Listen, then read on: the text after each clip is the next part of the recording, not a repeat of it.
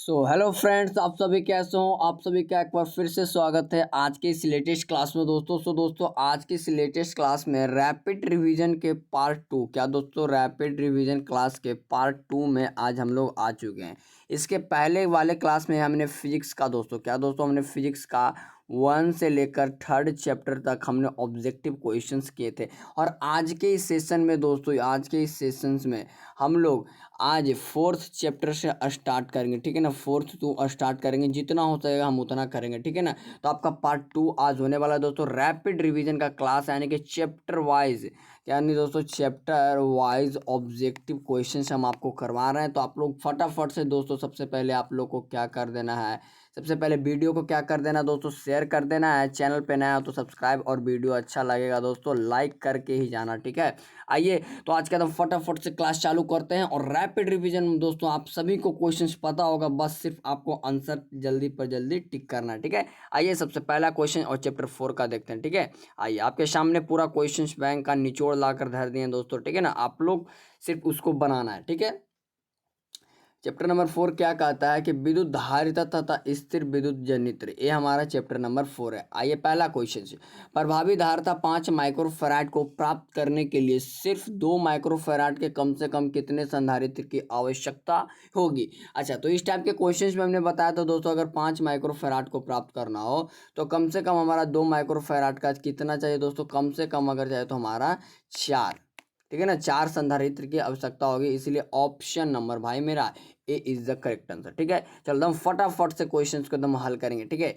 ये 2012 का क्वेश्चन है दोस्तों, कहता है ए तथा बी बिंदुओं के बीच समतुल्य धारिता निकाले। अच्छा, इसमें से अगर आप लोग निकालेगा दोस्तों तो आपको इसमें 4/3 माइक्रोफैराड आता है। आप लोग इसको निकाल लीजिएगा, ठीक है। बहुत बार निकाल चुके दोस्तों, आप लोग को याद भी हो गया। देखो कोई क्वेश्चंस बैंक का जो होता है क्वेश्चंस, आप लोग उसको याद कर लो, ठीक है, क्योंकि इसमें अब ज़्यादा टाइम नहीं देंगे हम, ठीक है। अब जितना ज़्यादा समय होगा आप लोग इसको भी याद कर लेना। देखो इसका भी हमने आपको बताया था ना कितना आता है, तो 20/9 माइक्रोफैराड आता है।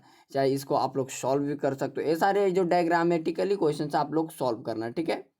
अगला क्वेश्चन कहता है 5 नंबर क्वेश्चन की, यदि शीशे की एक पट्टी को वायु संधारित्र के प्लेटों के बीच, क्या दोस्तों, प्लेटों के बीच खिसकाया जाए तो इसकी धारिता क्या होगी। यानी कह रहा है कि कोई 2 गो संधारित्र है दोस्तों, इसके बीच वायु संधारित्र के प्लेटों के बीच, अलार्म मत बजे यार, है ना। वायु संधारित्र के प्लेटों के बीच खिसकाया जाता है, यानी कि इसके बीच में कोई प्रवैद्युतांक डाल दे रहा है, तो इसका हमारा जो क्या होता है, इसकी धारिता जो होती है क्या होती है दोस्तों, इंक्रीज करते हैं, ठीक है ना, इंक्रीज करते हैं। यानी कि ऑप्शन नंबर मेरे भाई, ऑप्शन नंबर ए बढ़ेगी, ऑप्शन नंबर ए, ठीक है। चलो अगला क्वेश्चन की, 2 आवेशित चालक गोले जिन पर आवेश को भिन्न भिन्न मात्राएं हैं, एक सुचालक तार द्वारा परस्पर संबंधित कर दिया जाता है, तो इसमें जो होता है कुल आवेश संरक्षित होता है। कुछ बुक में आपका इसका आंसर गलत दिया होगा दोस्तों, याद रखिएगा, कुल आवेश हमारा संरक्षित रहता है। ऑप्शन नंबर जो होगा, ऑप्शन नंबर हमारा बी हो जाएगा, ठीक है ना फ्रेंड्स। आइए 6 के बाद 7 नंबर क्वेश्चन देखते हैं। कहता है कि 2 आवेशित वस्तुओं को जोड़ने पर उनके बीच विद्युत धारा प्रवाहित नहीं होते हैं, यदि उनका दोस्तों विभव समान होगा, विभव जब तक विभव समान होगा उसमें कभी भी करंट का फ्लो नहीं होगा। करंट फ्लो इसमें क्या होगा दोस्तों, नहीं होगा, क्योंकि विभवांतर जब तक कि पोटेंशियल डिफरेंस नहीं होगा, यानी कि उसके विभवों के बीच अंतर नहीं होगा, जब तक हमारा धारा प्रवाह नहीं होगा। चलो ये न्यूमेरिकल टाइप का क्वेश्चन है, ठीक है। लाइए एक बना देते हैं, ठीक है ना। वरना आप लोग कहोगे कि कोई बनाते ही नहीं तो क्यों लाते हो क्वेश्चन, है ना। ठीक है, कोई बात नहीं। 100 वोल्ट दिया हुआ है, आवेशित करने पर एक संधारित्र की संचित ऊर्जा 1 जूल है, तो संधारित्र की धारिता C बराबर क्या होता है फॉर्मूला दोस्तों, Q/V होता है ना। संचित ऊर्जा ये है, तो U बराबर हमारा क्या होता है, U बराबर हाफ CV², हाफ CV² होता है हमारा। धारिता पूछ रहा है C बराबर, तो यहाँ पर C बराबर हम लोग क्या निकाल सकते हो, 2U/V²। 2U/V² होगा ना दोस्तों, 2U/V²। अच्छा 2 है, U का मान 1 जूल है दिया हुआ, V कितना हुआ दोस्तों, 100 वोल्ट है, यानी कि 10 का स्क्वायर हो जाएगा ना हमारा, 10 का क्या हो जाएगा, स्क्वायर हो जाएगा, और इसका स्क्वायर हो जाएगा, ठीक है। तो हमारा के यहाँ पे क्या बचा दोस्तों, 2/10 के पावर हमारा 4 बचा। अगर इसी को ऊपर ले चल जाएंगे तो 2 गुना 10 के पावर -4 फैराड, जो कि ऑप्शन नंबर हमारा भाई मेरे, ऑप्शन नंबर हमारा बी है। हालांकि क्वेश्चंस बहुत बार करवा चुके, आप लोग को तो याद भी हो चुका होगा इसका आंसर, ठीक है ना, ऑप्शन नंबर बी, ठीक है। चलो लोग कलर भी बदल लें, ठीक है। चलो अगला क्वेश्चन क्या आता है, इसको भी आप लोग बना लेना।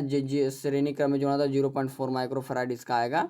ठीक है, आवेशित संधारित्र पर संग्राहक पट्टिका और संगणक पट्टिका के बीच के आवेश का योग हमारा हमेशा जो होता है दोस्तों शून्य होता है मेरे भाई, 0 होता है, याद रखना। ठीक है, 10 के बाद 11 नंबर क्वेश्चन की दो समान धारिता है सी वाले संधारित्र को समानांतर क्रम में जोड़ने पर उसकी समतुल्य धारिता, यानी कि Cp बराबर एक फॉर्मूला बनाता है n इंटू सी।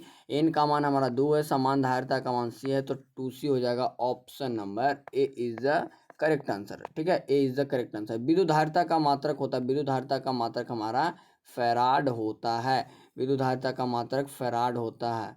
चलो अगला क्वेश्चन कि वायु में गोलीय चालक की धारिता अनुक्रमानुपाती हो तो सी बराबर क्या होता है दोस्तों, 4 pi epsilon not into epsilon R. तो हमारा epsilon not into epsilon R into capital R, यानी कि त्रिज्या, गोले की त्रिज्या के हमारा अनुक्रमानुपाती यानी कि समानुपाती होता है। ऑप्शन नंबर बी हो जाएगा।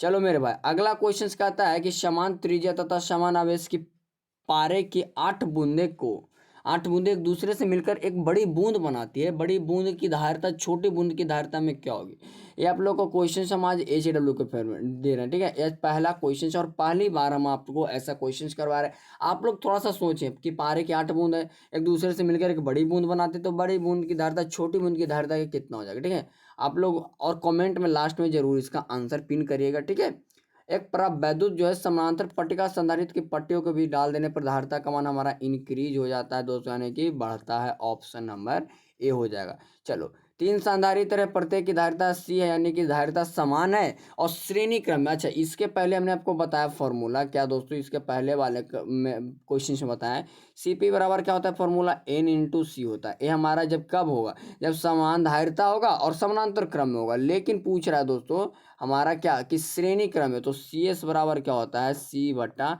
एन। अच्छा, धारिता तो समान दिया हुआ, धारिता समान है C बटा एन। 3 संधारित्र दिया हो तो हमारा पे हो जाएगा 3, तो यानी कि C/3 ऑप्शन नंबर सी।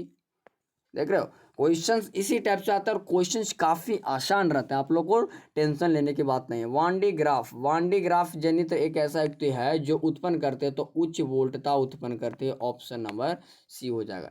चलो 125 एक समान बूंदों में प्रत्येक को 50 वोल्ट विभव तक आवेशित किया गया। इन्हें जोड़कर नई बूंद बनाई गई विभव होगा, इनके नए जोड़ी की बूंद का विभव क्या होगा। 125 है तो हमारा क्या हो जाएगा, यहाँ 5 का क्यूब हो जाएगा और 25 25 250 वोल्ट हो जाएगा मेरे भाई।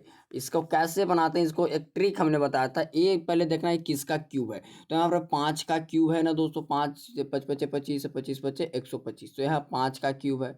ठीक है, इसमें गुना करें किसका, यहाँ पे जितना विभव दिया हुआ उससे गुना कर देते हैं, तो 50 25 कितना आ जाएगा हमारा 250 वोल्ट आ जाएगा ना। ये आपका शॉर्टकट ट्रिक है, अभी ज़्यादा दिमाग लगाने की जरूरत नहीं, क्वेश्चंस आपको इसी टाइप पे आएंगे, आप लोग को बना देना है। ठीक है, चलो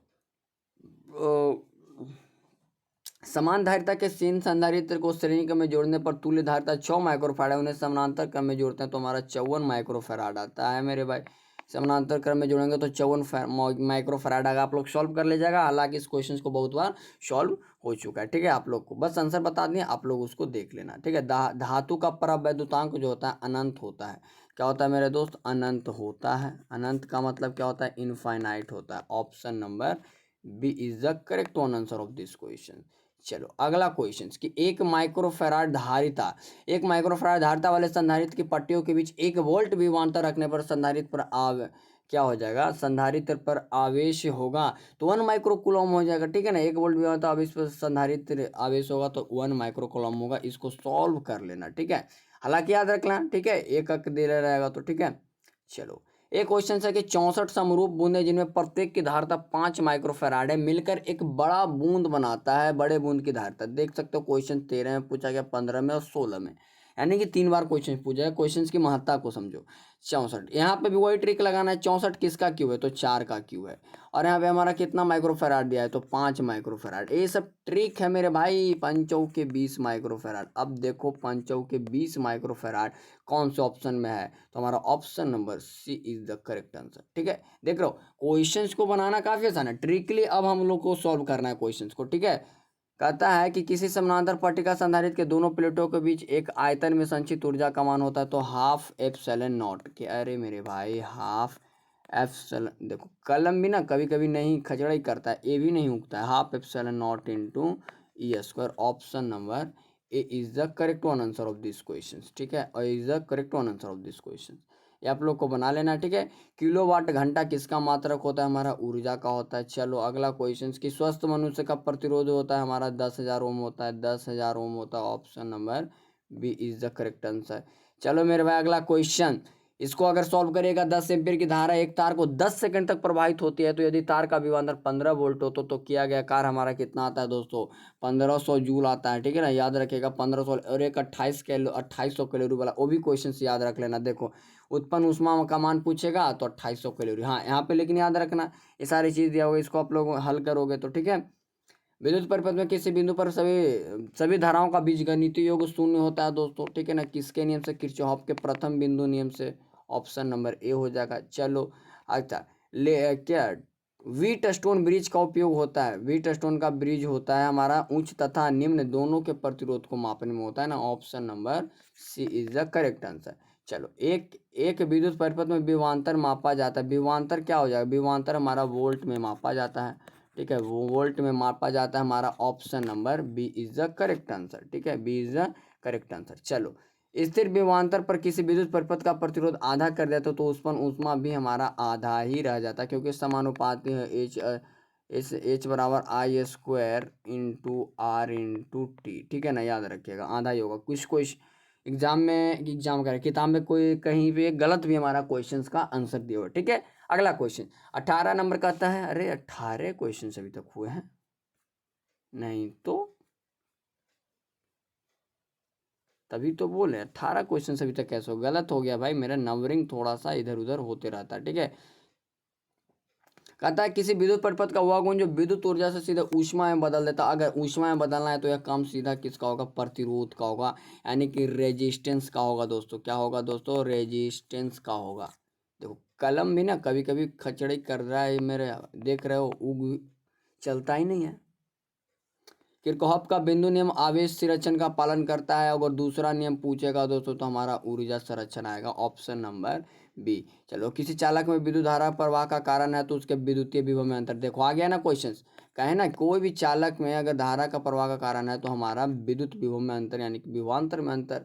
व्हीटस्टोन ब्रिज हीट विद्युत हीटर में जिस पदार्थ का उपयोग होता है वो हमारा नाइक्रोम का तार होता है। क्या होता है दोस्तों, नाइक्रोम का तार होता है, ठीक है, याद रखिएगा ऑप्शन नंबर डी।